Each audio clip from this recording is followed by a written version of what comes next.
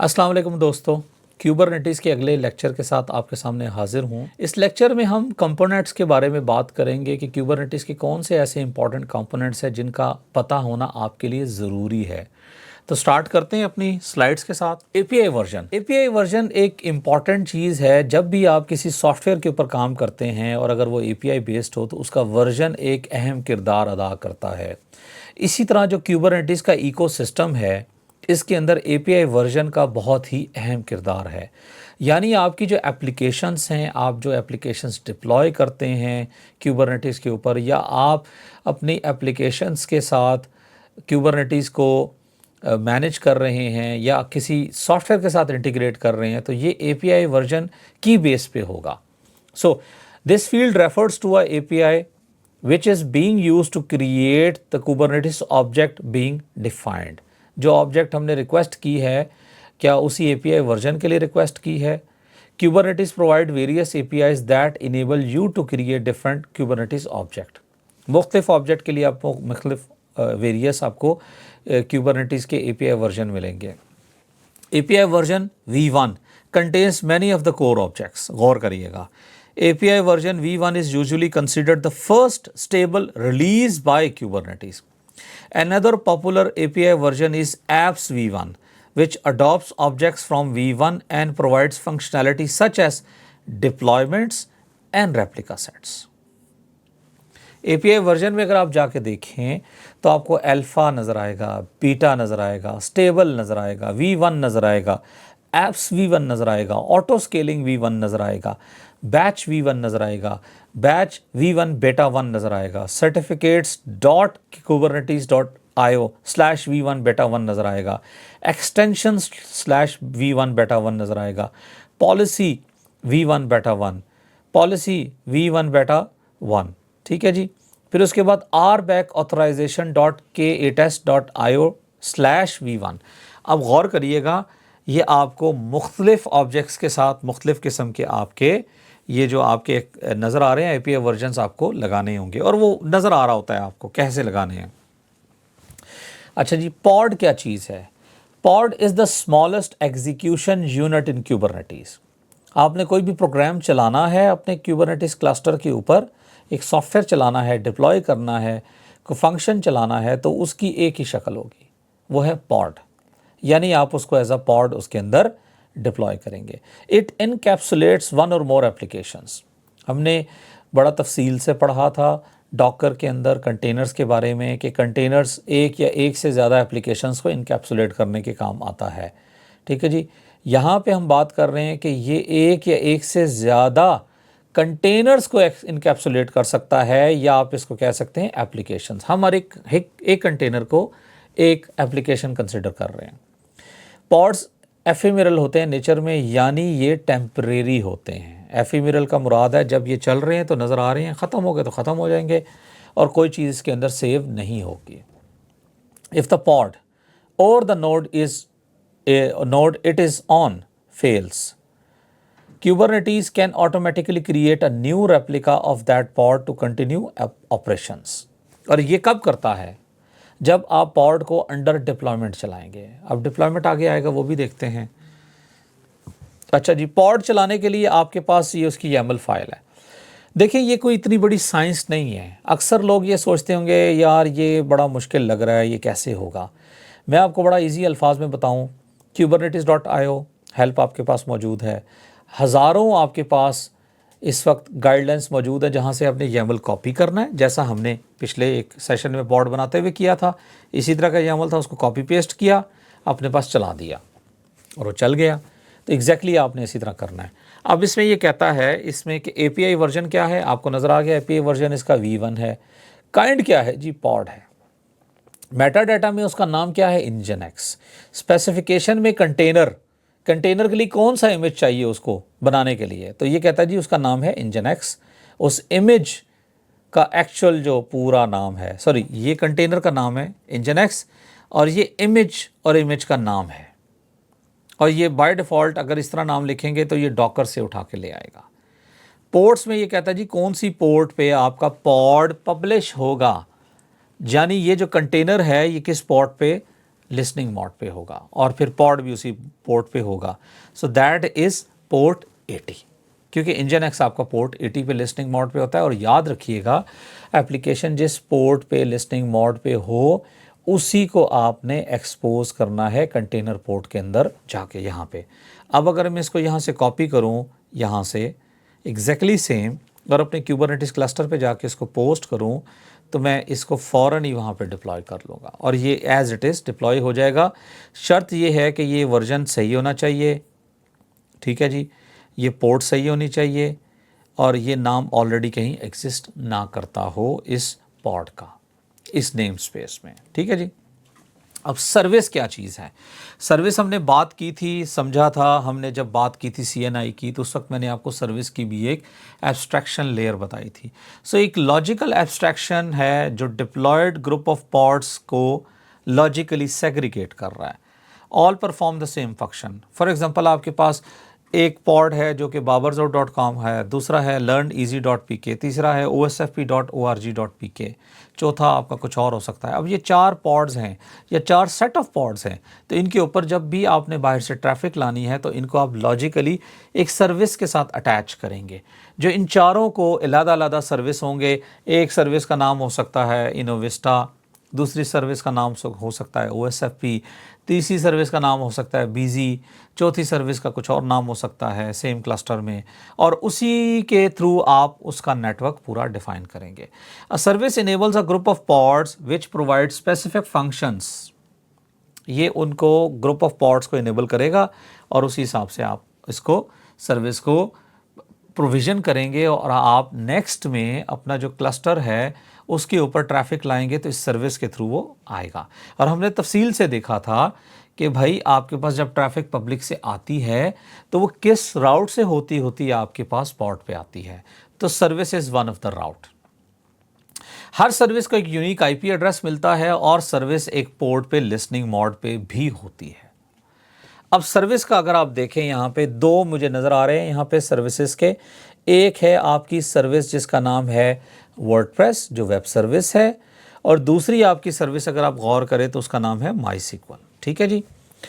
तो आप इसको ये देख सकते हैं कि आपकी जो वर्डप्रेस की सर्विस है वो लिसनिंग मोड पे है पोर्ट 80 पे, और वो किस एप्लीकेशन को जाके, किस पॉड को जाके हिट कर रही है उसका नाम है वर्डप्रेस, और टियर आपने खुद डिफाइन की है फ्रंट एंड। और आप कह रहे हैं सर्विस की टाइप क्या होनी चाहिए। इफ़ यू रिमेंबर, हमने बात की थी सर्विस की टाइप लोड बैलेंसर भी हो सकती है।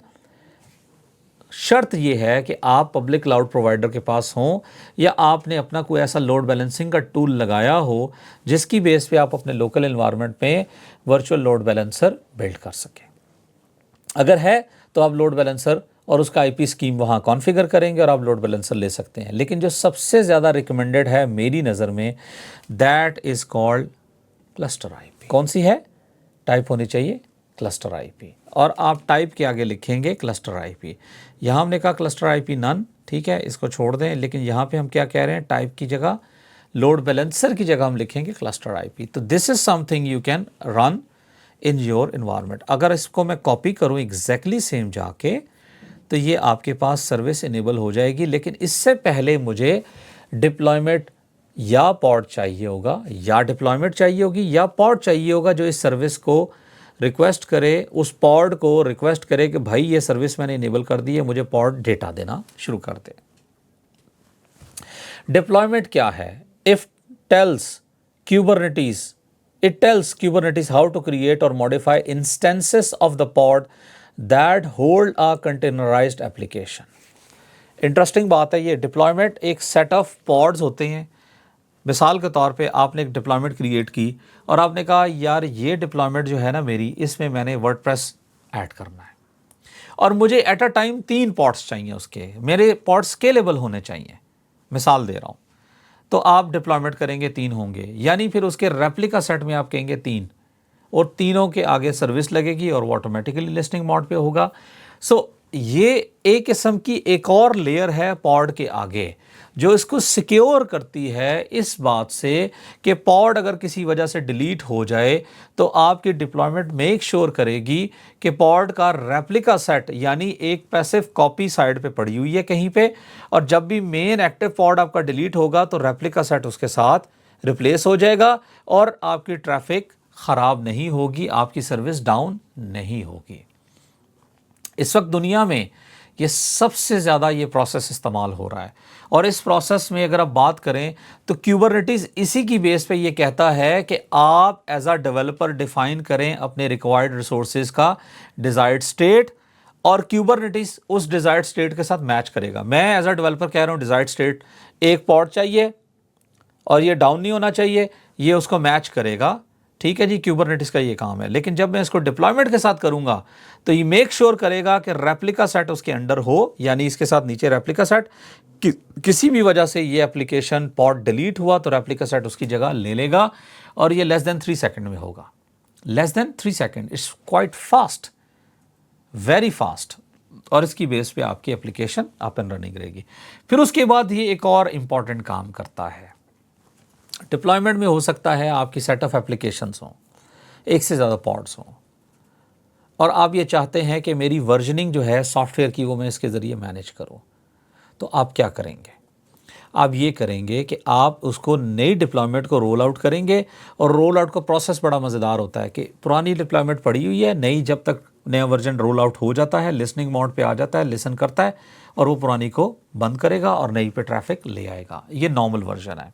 अगर आप कहते हैं नहीं यार ये रोल आउट हो गया, अब मुझे रोल बैक करना है, तो you can also roll back, कि जो पुराना डिलीट हुआ क्योंकि उसके इमेजेस सारी चीज़ें तो अवेलेबल हैं, तो आप कहेंगे roll back to the version, पिछले वर्जन पे जाएगा तो ये नया वर्जन ड्रॉप हो जाएगा और ओल्ड वर्जन जो अप एंड रनिंग था उस पर आ जाएगा। अब आप गौर करें कि आपका एक सर्वर लगा हुआ है, आपने एक सर्वर उतारा, उसके ऊपर सारी चीज़ें डिलीट कर दी और नए सर्वर पे लगा दी, तो it will take lot of time for us to regenerate the old server और reinstate the old server its original state, old state, अगर आपने बैकअप ना किया हो। बैकअप भी किया हो तो it will take couple of minutes और मे बी आवर्स, तो आप कितना नुकसान कर सकते हैं।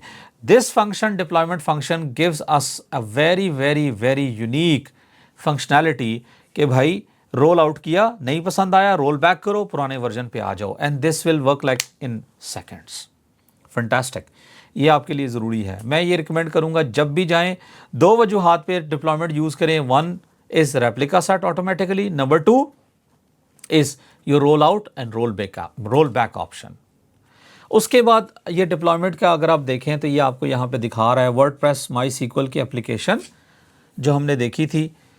अब ये इसके अंदर पॉड भी क्रिएट होगा, इसके अंदर कंटेनर भी क्रिएट होगा, और अगर हमने कोई स्टोरेज रिक्वेस्ट की हुई है, अगर हमने कोई स्टोरेज रिक्वेस्ट की है कि इस पॉड को स्टोरेज दो, तो वो भी इसके अंदर आएगी। अब इसको ज़रा देखते हैं।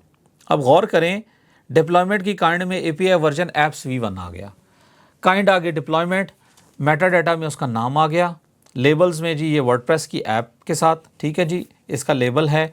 सिलेक्टर में जाके देखें तो ये कहता है जी वर्डप्रेस है, इसकी टीयर माईसीक्वल है जो DB की टीयर है, जो मर्जी नाम रखें आप, हमने अपने हिसाब से इसको माईसीक्वल रख लिया ताकि हमें पता चले अच्छा यार ये डेटाबेस है, फ्रंट एंड नहीं है। स्ट्रैटेजी में आप देखें तो रिक्रिएट, ऑटोमेटिकली रिक्रिएट करेगा। टेम्पलेट में जाके देखें तो ये दोबारा कहता है जी लेबल्स में वर्डप्रेस और माईसीक्वल इसकी टीयर है। अब बात आती है कंटेनर्स की। कंटेनर में कहता है भाई तुमने माईसीक्वल का कंटेनर बनाना है तो वर्जन कौन सा चाहिए, तो माईसीक्वल का लेटेस्ट इमेज चाहिए, नाम उसका होगा माईसीक्वल। अब environment, this is a new thing for us. अब इन्वायरमेंट क्या चीज़ है? इन्वायरमेंट वो वैल्यू है जो आप चाहते हैं कि जब भी हम कोई एप्लीकेशन चलाएं तो ये रन टाइम पे इन्वायरमेंट आपकी ऑटोमेटिकली उसका हिस्सा बने, और जब आपका आपका जो पॉड है वो डाउन हो जाए या डिप्लॉयमेंट डाउन हो जाए तो ये किसी को वैल्यू ना मिले।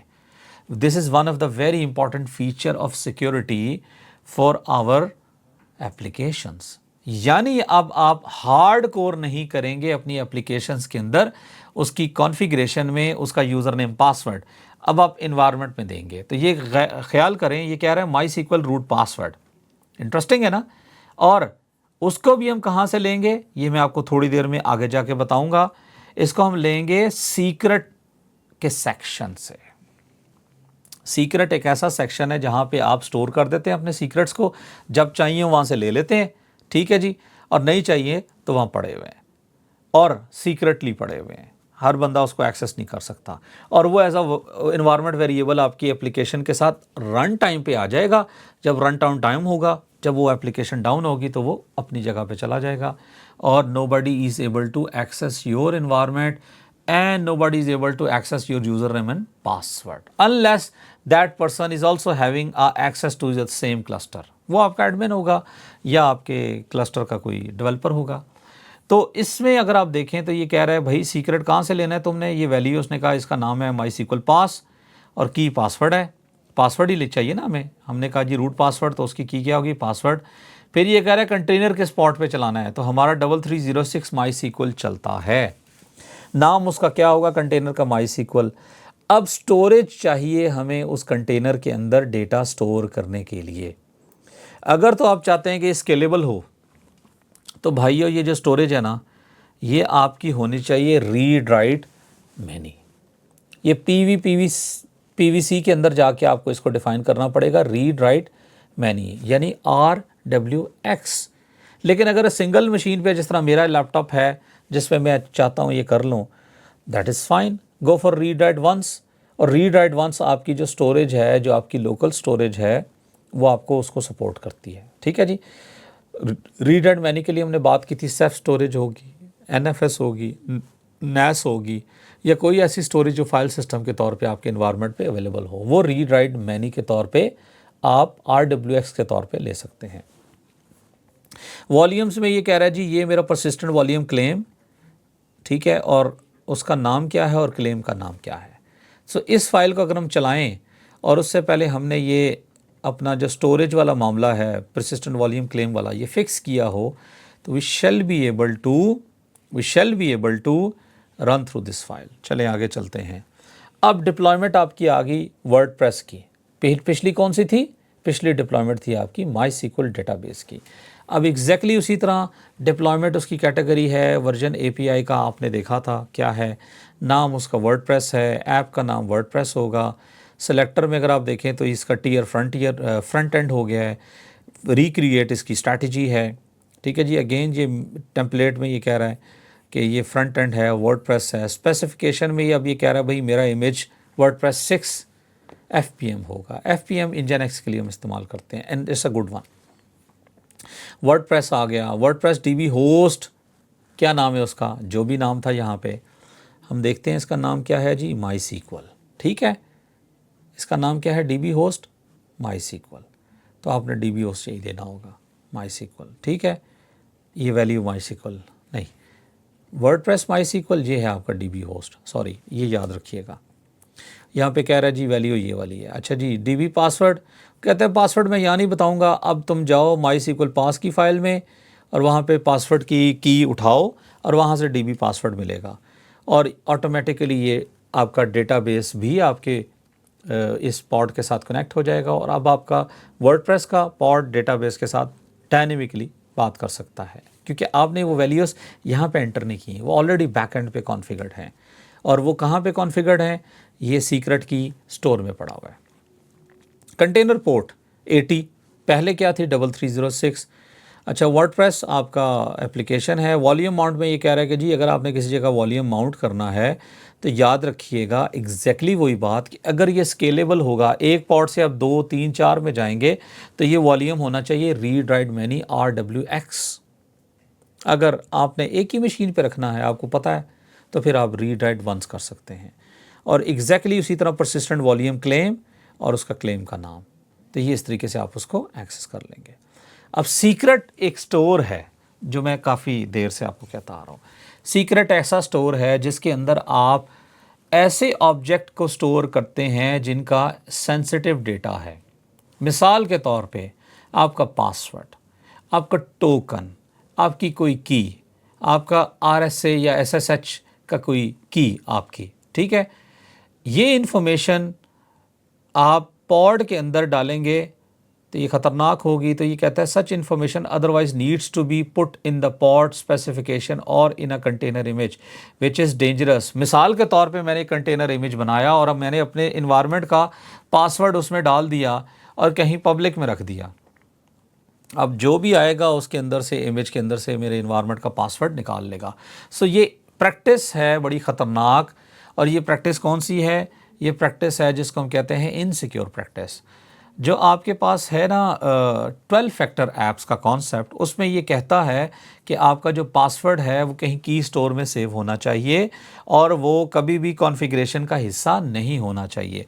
तो ये सीक्रेट जो है आपका क्यूबरनेटिस के अंदर एक ऐसा प्लेटफॉर्म या ऐसा ऑब्जेक्ट है, एक स्टोर है जहाँ पे आप अपने पास अपना यूज़र नेम कॉन्फ़िग मैप के अंदर और अपना सीक्रेट के अंदर, पासवर्ड सीक्रेट के अंदर जाके स्टोर कर लेते हैं। Using a secret means no need to include confidential data in application code, and this is very very important security of our time and our need.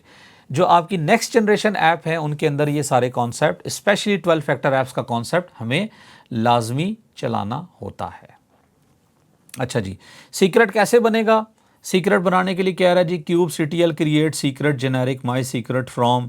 अच्छा जी, ये फ्रॉम में उसका माई यूज़र, फ्रॉम लिटरल, ठीक है जी, माई password और माई password, ये आप आसानी से ये कर सकते हैं। इसको देखेंगे हम इंशाल्लाह बना के।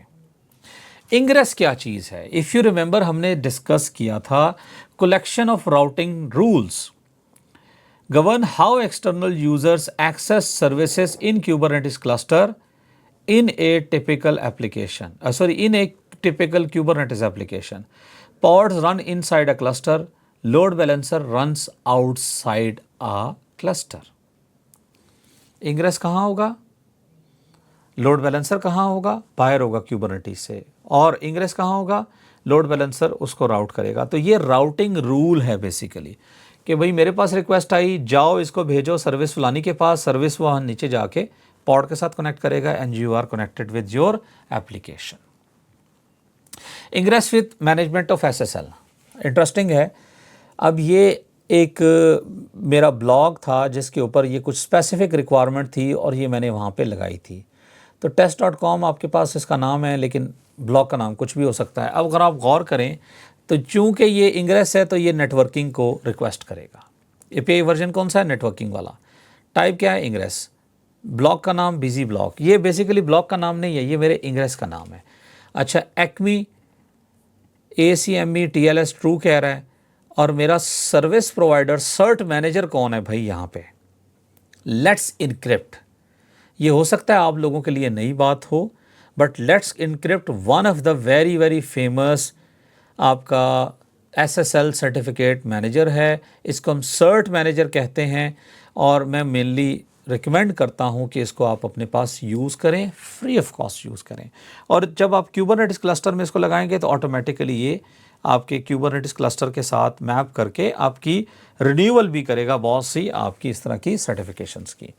Y recommendation? But that can be according to your environment. अगर आप प्रोडक्शन ग्रेड बैंक के अंदर काम कर रहे हैं, टेलको में, so they might want to have their own cert manager, फिर आपको उसका नाम यहाँ पे डालना पड़ेगा। अब आपके पास इंग्रेस कंट्रोलर कौन सा है? अगर आपके पास इंग्रेस कंट्रोलर यहाँ पे इंजन-एक्स है तो आप इंजन-एक्स लिखेंगे, SSL रीडायरेक्ट ट्रू करेंगे। इसी तरह ये एक बॉडी साइज़ है, मैक्स बॉडी साइज़। ये बेसिकली PHP की कॉन्फ़िगरेशन में आता है, प्रॉक्सी बॉडी साइज़ और क्लाइंट मैक्स बॉडी साइज़। यानी आपका जो आपने डेटा इसके ऊपर लोड करवाना है PHP के थ्रू, वो 100 MB का होना चाहिए, यानी अपलोड किया जा सके। तो मैंने ये इसको 100 MB टेस्ट के तौर पे किया था और फिर प्रॉक्सी बॉडी साइज़ भी 100 MB किया था। अब गौर करें कि ये काम तो बेसिकली आपके पॉड के अंदर जो कॉन्फ़िगरेशन होती है इंजन-एक्स की, वहाँ किया जाता है, लेकिन आप यहाँ पे भी इस्तेमाल कर सकते हैं। उस कॉन्फ़िगरेशन को भी आपने देखना है, लेकिन ये आपके पास कंट्रोल यहाँ से हो सकता है। अब कहीं पे आप चाहते हैं कि नहीं मुझे तो इसको मैनेज करना है, 2 MB करना है, तो आप यहाँ से 2 MB करेंगे तो बेशक दूसरी जगह वो 10 MB हो, यहाँ से ओवरराइड हो जाए। Ingress class name, ingress class, पहले मैंने क्या कहा? इंग्रेस। तो इंग्रेस के साथ एक क्लास भी तो होगी जो उसको सर्व कर रही होगी, तो उसका नाम क्या है? इंजन-एक्स।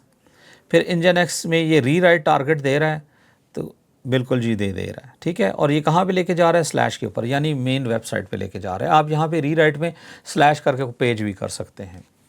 स्पेक के अंदर जाएं तो TLS, और होस्ट के अंदर जाएं तो उसका नाम, और सीक्रेट नेम ये कह रहा है कि जो तुमने सीक्रेट इसको प्रोवाइड करना है जो कि लेट्स इनक्रिप्ट से जनरेट होगा, तो उसका नाम क्या होगा, टेस्ट सीक्रेट। और फिर रूल्स में आपका होस्ट test.com, पाथ में रूट/com रूट कहते हैं, और प्रेफर जो है बैकएंड सर्विस में आपकी टेस्ट होगी, और उसकी पोर्ट जिस पे ये ट्रैफिक जाएगी वो पोर्ट 80 होगी। अब गौर करें, आपने सबसे पहले क्या किया, लोड बैलेंसर पर ट्रैफिक आई, इंग्रेस के पास आई, इंग्रेस में ये डिफ़ाइन होगा, फिर आई सर्विस के पास, सर्विस में कुछ डिफ़ाइन होगा, पीछे हमने देखा था, फिर डिप्लॉयमेंट के पास आई, डिप्लॉयमेंट में डिफ़ाइंड है, डिप्लॉयमेंट ने उसको पॉड के पास भेजा, डिफ़ाइंड है। अब मिसाल के तौर पे आपने डिप्लॉयमेंट को ऑटो स्केल करना है, ये एक नया वर्ड यूज़ कर रहा हूँ, क्या करना है, ऑटो स्केल, तो वो आप कर सकते हैं डिप्लॉयमेंट के लेवल पे। ऑटो स्केलिंग इनेबल करेंगे तो रिक्वेस्ट ज़्यादा लोड आएगा, ऑटोमेटिकली एक्सपैंड हो जाएगा, लोड कम होगा तो श्रिंक हो जाएगा। स्टोरेज क्लास हमने डिस्कस किया है, इसको मैं ज़रा अभी आगे लेके चलता हूँ, ये हमने तफसील से बात की। अब अगला इंपॉर्टेंट टॉपिक है which is named as config maps. Config map और सीक्रेट आपस में एक दूसरे के साथ इंटरकनेक्टेड है। मतलब क्या है कि जब भी कोई ऐसा डेटा जो कि सिक्योर ना हो, ऐसा डाटा जो कि सिक्योर ना हो, वो क्या होगा, वो कॉन्फिग मैप होगा, वो स्टोर हो जाएगा। और ऐसा डेटा जो सिक्योर हो वो कहाँ स्टोर होगा, सीक्रेट्स के अंदर। यूज़र नेम कॉन्फिग मैप में आएगा, पासवर्ड कहाँ आएगा, सीक्रेट्स के अंदर। SSH की कहाँ आएगी, सीक्रेट्स के अंदर। आपकी RSA की कहाँ आएगी, सीक्रेट्स के अंदर। टोकन कहाँ आएगा, सीक्रेट्स के अंदर। किसी फाइल की कॉन्फ़िगरेशन है, कोई ऐसी फाइल, फॉर एग्जांपल इंजन की फ़ाइल है, आप चाहते हैं कि भाई इंजन की फ़ाइल में जिस तरह मैंने यहाँ दिखाया PHP को मैंने 100 MB किया, आप कहते हैं नहीं यार ये इंजन की फ़ाइल में भी होना चाहिए जो इसके साथ चल रही है, तो आप कॉन्फिग मैप के तौर पे वो फ़ाइल वहाँ स्टोर कर देंगे, वो पड़ी रहेगी, और जब आप पॉड चलाएंगे तो इसको आप इसके साथ एज आ इन्वायरमेंट वेरिएबल इसको पॉड के साथ अटैच करेंगे। तो होगा क्या कि जितनी कॉन्फ़िगरेशन आपने वहाँ की वो यहाँ पे आ जाएगी। इसका फ़ायदा है, फ़ायदा क्या है, फ़ायदा ये है दोस्तों कि जब कभी आपके वो पॉड का नंबर बढ़ जाए तो ऑटोमेटिकली वो फाइल सबके साथ अटैच हो जाएगी।